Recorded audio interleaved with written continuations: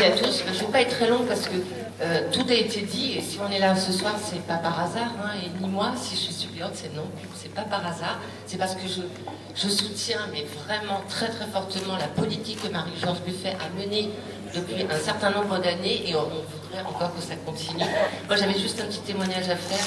Je suis élue à la culture dans cette belle ville de la Courneuve, avec Gilles Pou et puis tous les élus qui sont là. On travaille au quotidien auprès des habitants pour apporter le meilleur. Et c'est véritablement un combat. Et le témoignage que je voulais faire, Marie-Georges Buffet, c'est qu'à la culture, à la Courneuve, on a un magnifique conservatoire intercommunal qu'on partage avec la ville d'Aubervilliers. Et c'est un conservatoire qui est financé presque entièrement par la ville et un tout petit peu par l'État. Mais ce tout petit peu de l'État, il voulait nous le retirer.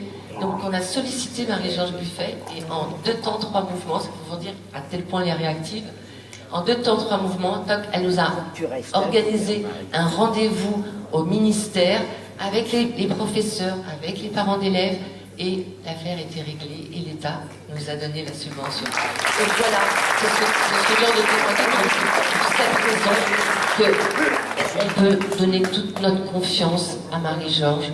Elle est réactive, elle est de proximité, elle est toujours sur le terrain et pas simplement pendant les campagnes. Oui, tout le temps. Ça c'est vrai. Je crois que tout le monde ici le partage. Donc j'ai juste envie de dire une chose, le 11 et le 18, mobilisons-nous, faites-nous entendre. Marie-Georges va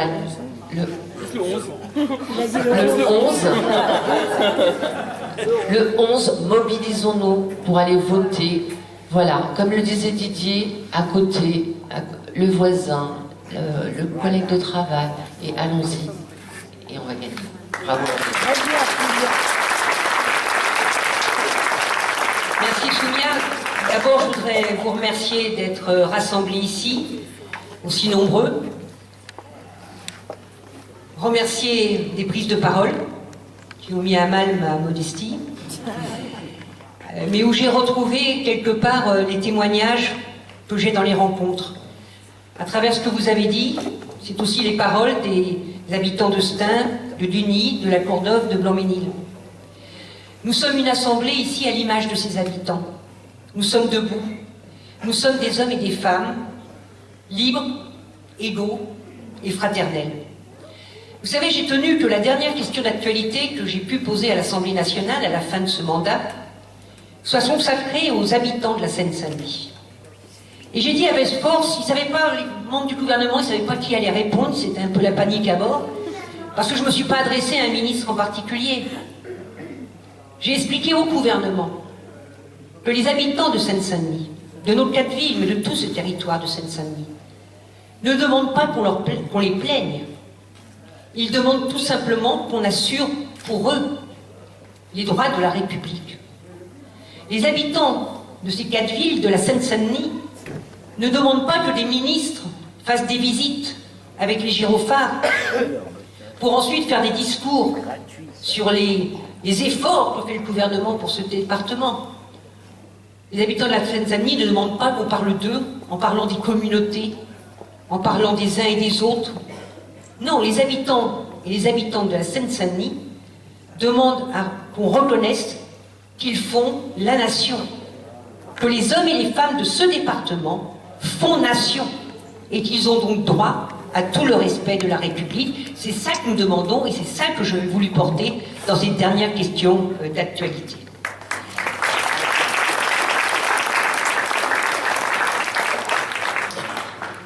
Ces exigences, ces aspirations, vous les avez portées avec force lors de l'élection présidentielle. Vous avez participé massivement à cette élection pour décider de votre avenir, mais aussi pour décider de la destinée de la France. Jean-Luc Mélenchon, candidat de la France insoumise, soutenu par le Parti communiste français et par de tas de réseaux citoyens et citoyennes, et notamment par beaucoup de réseaux des jeunes, à travers les réseaux sociaux, a recueilli plus de 7 millions de voix dans notre pays. 16 620 voix dans nos 4 villes. Plus de 40% des électeurs et des électrices se sont rassemblés. Ils se sont rassemblés sur quoi? Ils se sont rassemblés pour dire avec notre candidat Jean-Luc Mélenchon leur soif de changement, leur soif de voir notre pays reprendre la marche du progrès. Ils se sont rassemblés pour dire leur soif d'être acteurs, actrices des décisions qui les concernent, de la marche du pays. Ils ont réclamé la 6e République. Le fait que très rapidement se tienne une assemblée constituante pour changer nos institutions, pour faire en sorte que les citoyens et les citoyennes soient partie prenante du fonctionnement de notre pays. Quand j'entends parler de la moralisation de la vie politique, qui devait être une des premières lois de ce gouvernement Macron, ils sont un peu pris les pieds dans le tapis avec le ministre Ferrand, mais enfin passons. La meilleure moralisation de la vie politique, c'est donner le pouvoir aux citoyens et aux citoyennes.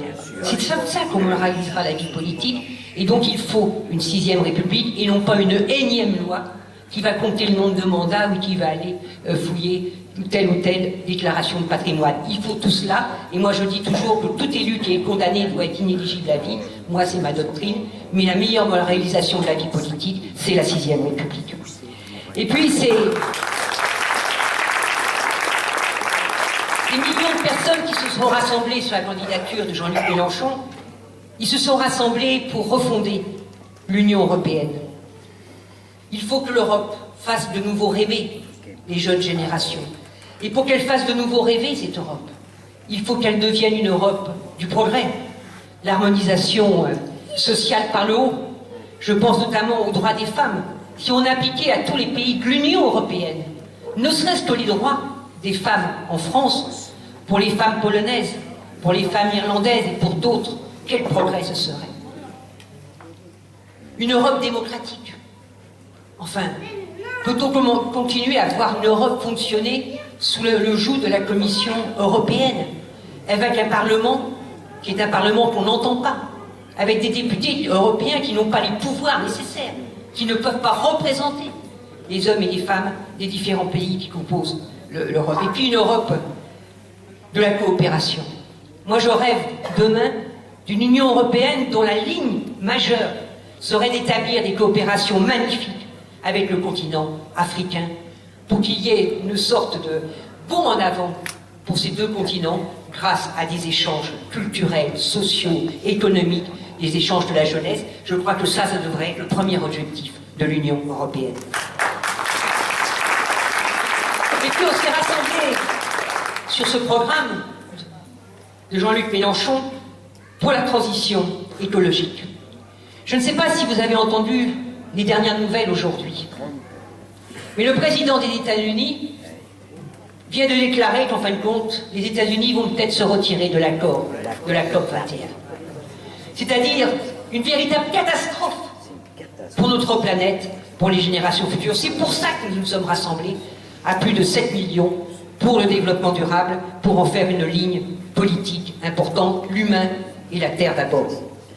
Cette formidable dynamique, ce rassemblement autour de la candidature de Jean-Luc, c'est une pépite, c'est un trésor que nous avons constitué. Ce trésor, il ne faut pas le dilapider. Et pour ne pas le dilapider, ce trésor, il faut que nous restions unis. Unis, tous et toutes ensemble. Continuons cette dynamique pour le progrès social, la transition écologique, la 6e République. Continuons ensemble. Nous sommes réunis ici, dans cette circonscription, et je m'en félicite, et nous avons entendu le représentant de France Insoumise, et c'est formidable. Mais il faut que dans tout le pays, l'apaisement arrive, et que partout, des gestes d'union se produisent, pour que demain, en effet, nous pouvons former à l'Assemblée nationale un groupe majoritaire, composé de tous les députés qui portent l'aspiration des plus de 7 millions d'électeurs de Jean-Luc Mélenchon. C'est à cela qu'il faut aboutir. Rassemblement, rassemblement, rassemblement. Et moi j'y crois, parce que déjà dans cette salle, des hommes et des femmes qui ont fait un autre choix au premier tour d'élection présidentielle sont présents là ce soir. Je ne vais pas tous les citer, mais je pense à certains, Alain au pluriel, et d'autres, Marc, et d'autres encore, qui n'ont pas fait ce choix au premier tour, mais ils sont là aujourd'hui parce qu'ils font le choix pour l'élection législative d'élargir encore ce rassemblement et de faire en sorte que nous soyons de plus en plus nombreux.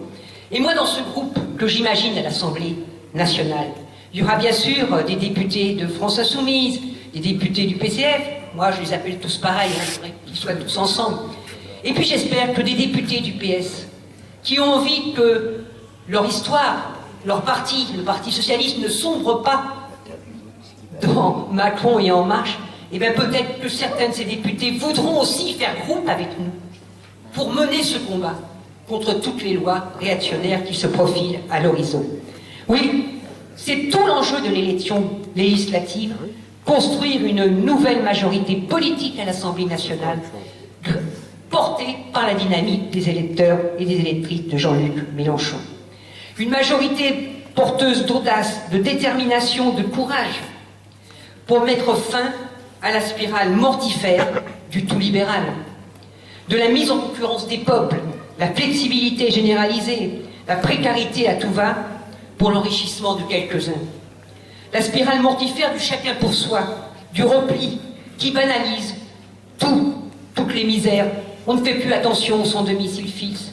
On ne fait plus attention aux gens qui tendent la main dans la rue.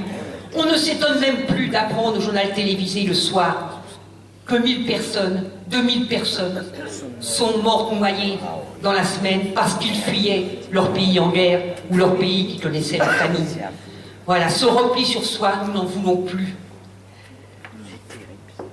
Et je le dis clairement, ça a été dit par plusieurs orateurs et oratrices, ce dont nous avons besoin pour se débarrasser de cette spirale mortifère, ce n'est pas d'un gouvernement de droite relooké. C'est ce que nous présente le président Macron, le genre idéal que tous les journalistes nous présentent comme un héros. Regardez, les mêmes qui en 2005 se moquaient des partisans du non-gauche, les Duhamel, les Apathy, les El-Kabbach qui sont toujours en place, alors ils ont changé de chaîne, mais ils sont toujours là. Les mêmes nous tiennent des discours, c'est une vraie Macromania. J'ai entendu, je crois que c'était Duhamel, disait qu'il charmait le monde. Macron a charmé le monde à la réunion du G7 qui a échoué sur le développement durable, qui a échoué sur l'accueil des réfugiés. Le seul réussite positive du sommet du G7, c'est qu'ils se sont tous mis d'accord pour lutter sur ce qu'ils appellent le protectionnisme, c'est-à-dire pour plus encore de mise en concurrence. C'est ça, Macron, qui charme le monde. Il y en a un autre qui a expliqué, mais je crois que c'est lui-même qui l'a dit, qu'il avait presque convaincu le président Trump. Presque convaincu, a-t-il dit, M. Macron, j'ai convaincu le président Trump, je l'ai fait avancer sur les questions écologiques. Il a la réponse. Aujourd'hui, il n'a pas été extrêmement convaincant. Et puis alors, le petit marquis de la finance, M. Macron, nous a fait le discours du renouvellement. Et moi, quand j'ai vu l'annonce de la composition du gouvernement, j'ai dit, oh, quel renouvellement! Et je te recasse quelques députés socialistes ou anciens ministres socialistes, et tendance valse, et je te recase quelques députés ou anciens ministres des Républicains, et puis je t'ajoute à tout cela quelques fonctionnaires bien à droite, comme le nouveau ministre de l'Éducation nationale, et puis je t'ajoute des patronnes et des patrons, comme l'ancienne patronne de la RATP, et puis des entrepreneurs, comme la candidate d'En Marche dans notre circonscription. C'est ça le renouveau en politique. C'est ça le renouveau. Et comment les gens ont pu penser qu'on allait changer simplement en parlant de changement de look. En fait, le fond demeure. Et le fond, on le voit au premier pas du président Macron et de son gouvernement. Les rencontres avec Trump et Poutine. Le fait que son premier déplacement, c'est pour aller se précipiter dans les bras de Mme Merkel et du président de la Commission européenne pour dire « Vous inquiétez pas, je suis un Européen convaincu, j'irai pas vous embêter, j'irai pas vous demander de bouger quelque chose au niveau de l'Union européenne. » Voilà, ce sont les premiers signes. Et puis les premiers signes, c'est les ordonnances. C'est de demander aux Français et aux Françaises de lui donner une majorité absolue pour que l'Assemblée nationale lui donne habilitation à continuer à casser le code du travail à coup d'ordonnances. Ah ça, c'est un renouveau démocratique extrêmement frappant. 49.3, nouvelle manière, et c'est reparti. Voilà. Et alors le discours, vous savez, les refrains qu'on entend de chez Sarkozy, puis hélas, des gouvernements Hollande, sur les dépenses des collectivités territoriales qu'il faut baisser, sur les fonctionnaires trop nombreux qu'il faut diminuer. Il y a été une bataille des chiffres d'ailleurs. Hein. Vous avez vu pendant les primaires, pendant la campagne présidentielle, c'était acquis à droite et chez En Marche, enfin, l'autre droite, voulait supprimer des fonctionnaires, 70 000, 50 000, 100 000, c'était acquis, on rajoutait. Mais les fonctionnaires, et je le dis avec force, parce que dans les rencontres, on parle beaucoup de l'école, on parle beaucoup de la sécurité, on parle beaucoup de la santé, on parle beaucoup de tous ces problèmes liés aux droits des gens. Mais sans les fonctionnaires, aucun droit ne peut être assuré à égalité pour les citoyens et les citoyennes. Sans les forces de police, comment assurer la sécurité? Sans les enseignants, comment assurer l'éducation? Comment se soigner sans les infirmières, etc., etc. Donc, les fonctionnaires, nous en avons besoin. Non seulement il ne faut pas en supprimer, mais il faut en rajouter pour que nos enfants aient l'encadrement nécessaire à l'école, pour qu'on puisse être accueillis dans l'hôpital public de bonne façon, etc., etc. Donc, le petit marquis de la finance, j'ai envie de dire qu'en fait, de marché, je ne peux même pas dire qu'il fait de l'immobilisme. J'ai envie de dire qu'avec En Marche, nous allons partir à reculons et on risque de tomber dans le fossé si on ne les arrête pas rapidement.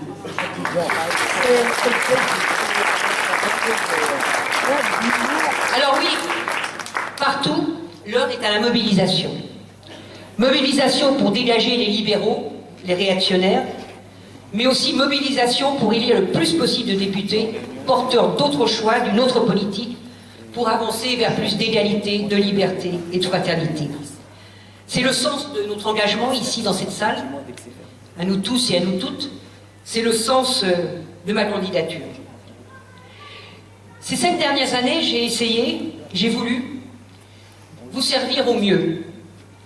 Vous servir au plus près de vous, habitants de Blanc-Ménil, du Nice, d'Ain, la Courneuve, servir mon pays à travers le travail législatif. J'ai accompagné, avec mes collaborateurs et collaboratrices que je remercie, plus de 1000 familles dans leur démarche ces 5 dernières années. Je les ai accompagnés pour l'accès au droit au logement. Je les ai accompagnés pour l'accès au droit de séjourner dans notre pays, d'avoir des papiers. Je les ai accompagnés pour le droit à l'éducation des jeunes, pour que des jeunes à qui on parle toujours d'alternance, d'apprentissage, mais qui se voient refuser les stages en entreprise, pour que ces jeunes puissent avoir accès aux stages. Et je pourrais prendre d'autres exemples. Mais au-delà de ces démarches individuelles, j'ai aussi beaucoup travaillé avec les syndicats et le monde associatif. On a parlé de Paprec avec Planté, on aurait pu aussi parler d'Aufray à la Courneuve, hein, sur les conditions de travail, notamment des femmes dans le commerce. On aurait pu parler, hélas, de PSA ou d'autres entreprises avec qui nous avons lutté pour le maintien de l'emploi. Mais je dois de nouveau parler d'Africa, de femmes solidaires, de mamans dans la cité, dont je vois ici des représentantes, de femmes dans la cité, toutes ces associations, avec qui nous avons construit la loi pour l'autonomie des femmes étrangères, la loi pour l'égalité professionnelle hommes-femmes, et d'autres encore contre les violences, contre le harcèlement, etc., contre la prostitution. Nous avons gagné. Nous avons gagné pour faire en sorte que le système prostitutionnel soit aboli dans notre pays. On n'a pas toujours pu aller jusqu'au bout. Mais ce qu'on a fait déjà, c'est extraordinaire. Parce que c'est grâce à vos mobilisations, à vos pétitions, à vos actions, à votre réflexion, moi n'étant que votre simple porte-voix, que nous avons pu gagner des avancées. Et je dois vous dire que nous allons redéposer ces lois dans leur totalité dès le début de la prochaine mandature, parce que nous n'allons pas lâcher ce combat pour l'autonomie des femmes.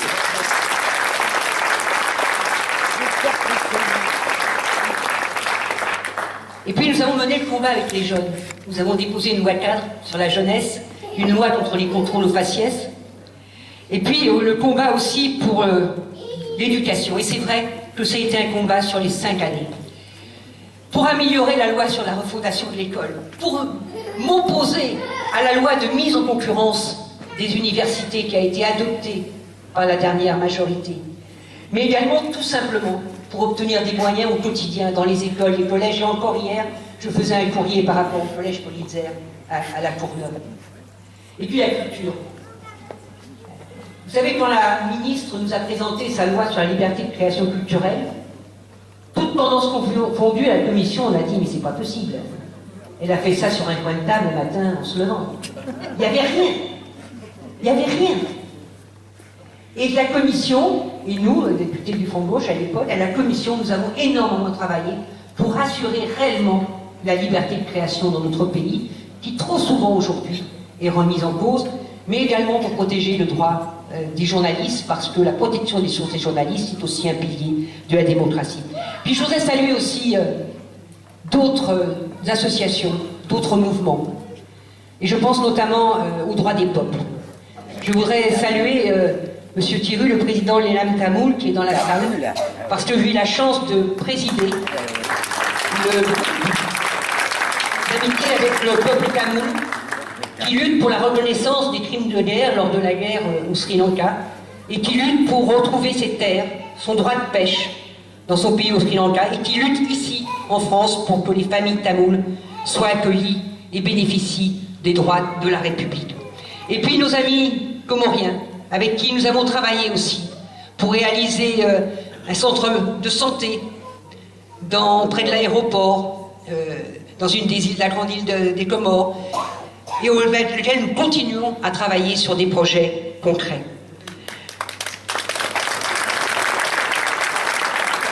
Oui, j'ai essayé de travailler durant ces 5 dernières années avec vous. Sans vous, on n'est rien ici. Avec vous, pour faire avancer vos aspirations, pour faire avancer vos propositions. Ça a été difficile, parce que nous étions dans l'opposition à un gouvernement qui menait une politique qui ne correspondait pas aux promesses sur lesquelles il avait été élu. Mais moi, j'en ai marre d'être dans l'opposition. Ce dont j'ai envie, et c'est pour ça que je suis encore candidate, ce dont j'ai envie, c'est d'appartenir à ce groupe majoritaire, qui lui sera en capacité, dès les premières semaines, de commencer à travailler sur les propositions. Il faudra convoquer l'Assemblée constituante pour la 6e République. Il faudra prendre la décision d'augmenter immédiatement le salaire minimum et les petites pensions, pas une petite pension en dessous du salaire minimum. Moi, je ne peux plus entendre ces retraités qui ont travaillé toute leur vie, parfois depuis l'âge de 16 ans, expliquer qu'ils sont dans l'incapacité de payer leurs charges, tellement le pouvoir d'achat des pensions s'est réduit toutes ces dernières années. Tout de suite décider des lois de finances rectificatives pour voter avant la rentrée universitaire, début octobre, l'allocation d'autonomie de la jeunesse.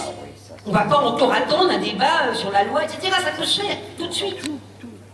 Pas besoin de prendre une loi avec 25 articles. Faisons tout de suite une proposition avec un article qui instaure cette allocation. On en discutait avec des jeunes femmes, des jeunes filles, autrefois à la cité Thorez à Duny. Pour elles, c'est la condition de poursuivre leurs études le plus loin possible. Donc il faut la voter immédiatement. Et puis il faudra engager la réforme de la fiscalité pour faire rentrer l'argent. Moi je le dis, des fois ça me paraît étonnant, moi je souhaite que tout le monde paye l'impôt. Moi je rêve que tout le monde paye l'impôt. Parce que l'impôt c'est la façon pour chaque citoyen et citoyenne de contribuer à la République. Mais pour payer l'impôt, il faut avoir des revenus. Pour payer l'impôt, il faut avoir un bon salaire, une bonne retraite. Donc oui, il faut une réforme de la fiscalité qui soit juste et il faut augmenter le pouvoir d'achat des familles. Et puis, rétablir la police de proximité, rétablir les services publics pour la fermer dans nos villes. Je pense aux caisses d'assurance maladie, je pense au centre des impôts, je pense à tout cela. Et puis aller au bout, rendre contraignantes les lois contre le temps partiel imposé et l'égalité salariale entre les hommes et les femmes. Je pourrais citer encore d'autres choses. Mais vous voyez, si on a ce groupe majoritaire, ça je vous promets, je ne prends pas de congé. Si on a ce groupe majoritaire, on s'y met tout de suite. On travaille tout l'été pour que dès la rentrée, il y ait un souffle qui se lève dans ce pays et qui fasse que ça y est, avec les luttes, on reparte à l'attaque. Et puis Macron, pas Macron, bon, on se portera 5 ans, mais enfin, ça, la cohabitation, moi j'ai connu ça avec Chirac. À partir du moment où on a la majorité à l'Assemblée et le gouvernement, on arrive à faire passer les mesures qu'on veut faire passer. Donc voilà, ce que je voulais vous dire, c'est que reprenons espoir, Ce qu'on a fait au premier tour de la présidentielle, c'est formidable. C'est formidable de s'être rassemblés sur un tel projet. Maintenant, il faut le faire vivre. Et pour le faire vivre, il faut élire des députés qui le portent et qu'on ait un groupe majoritaire. Il nous reste 10 ou 11 jours, je ne sais plus. Mais 9 jours, bon, multiplions les rencontres. Moi, franchement, toutes les rencontres que je fais dans des appartements, nous étions tout à l'heure chez madame, dans un appartement avec le jeune homme. Oui, je n'ai pas oublié que tu étais là et que tu as participé à la rencontre, et d'autres personnes qui sont là aussi ce soir. Hier aussi, demain, on continue les rencontres, mais moi, je peux en faire un petit nombre par jour. Si on s'y met tous et toutes ce soir, on peut en faire des centaines encore. Donc, bravo à vous tous et vous tous, et puis bon courage, et on va y arriver.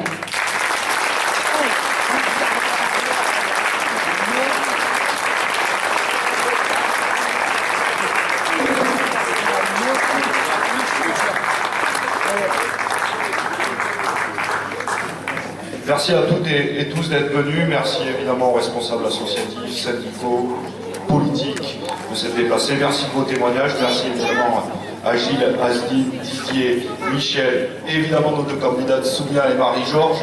10 jours pour la réélection de Marie-Georges Buffet. Il y a encore des tracts à distribuer. Celles et ceux qui n'ont pas rejoint le comité de soutien peuvent le faire. Merci à chacune et chacun d'entre vous. On vous paye les prix ce soir. Dernière information, la dynamique est avec nous, on était près de 250. Au même moment, la PAP tenait un meeting à l'hôtel de ville, ils étaient une cinquantaine. Donc, je pense qu'on a passé une belle soirée. Et